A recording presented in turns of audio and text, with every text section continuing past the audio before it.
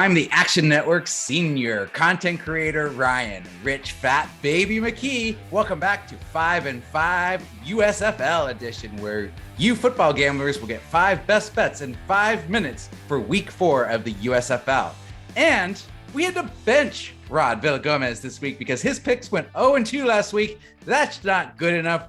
Gonna let him get his head right. But returning for his 3rd week on the Action Network's YouTube channel to do all 5 picks by himself is the Sports Gambling Podcast Network's Adam Angry Lamb Pelletier. How's it going, my man? You know, it was a rough week last week for some USFL picks. You know, I came out all right, 2-1. Like I said, you went 2-1, and that puts your picks overall for the 2 weeks that we've done this at 4-1. I feel like I got a pretty good handle on everything now. We're seeing which teams are good, teams rising to the top, teams starting to fall off.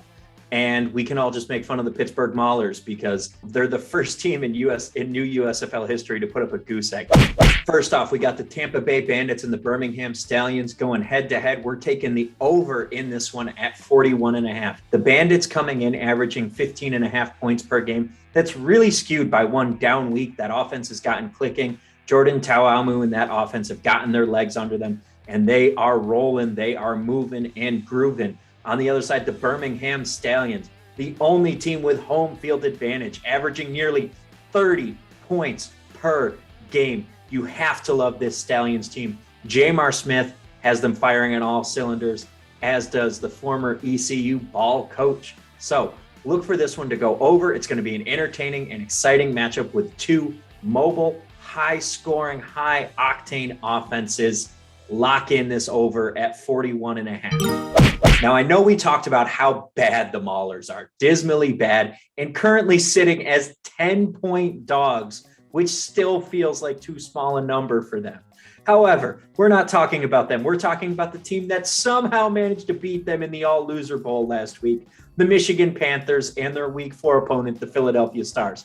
The Philadelphia Stars are going to be without starting quarterback Brian Scott, most likely. He missed the end of last week, but we're still taking that money line at even money against the Michigan Panthers because Jeff Fisher is not a good football coach. The Panthers have an anemic offense. They are only scoring 14 points a week, while the Stars are scoring over 21 points a week. The Stars are throwing the ball left and right and just chucking it wherever they want all over the yard. Case Cook has came in and didn't miss a beat. The Philadelphia Stars are going to win this one. They're going to take down the Panthers, take that even money line. That being said, despite the fact that I'm super confident in the Stars, this game is an under. Hammer that under. Currently, you can get the under at 35.5.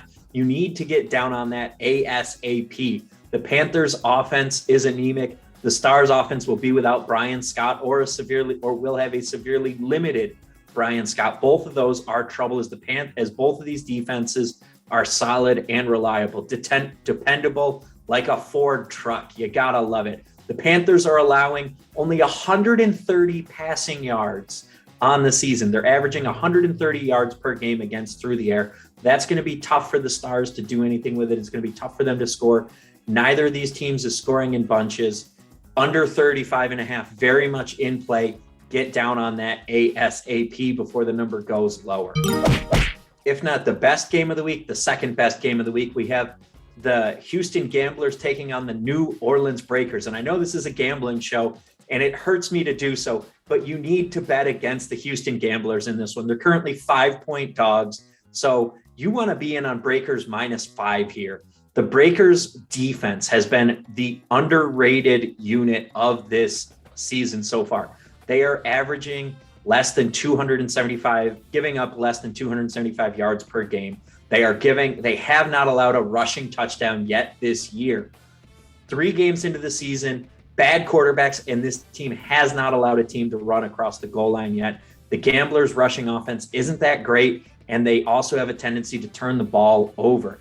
Everybody's all aboard the Clayton Thorson Express, but he looks like the USFL's version of E.J. Manuel. You need to bet against him at every chance you get. And for the last game, we're finishing where we started. This season is taking place entirely in Birmingham, so we need to bet on the Stallions every chance we get. They're the home team, and they're only laying 3.5 points to the Bandits. The Stallions have been a superior team all across the board. The Stallions averaging, like we said earlier, almost 30 points a game. The Bandits only averaging about 16. That does include a down week, but they're going to have a hard time hanging with the Stallions offense that's been consistently good.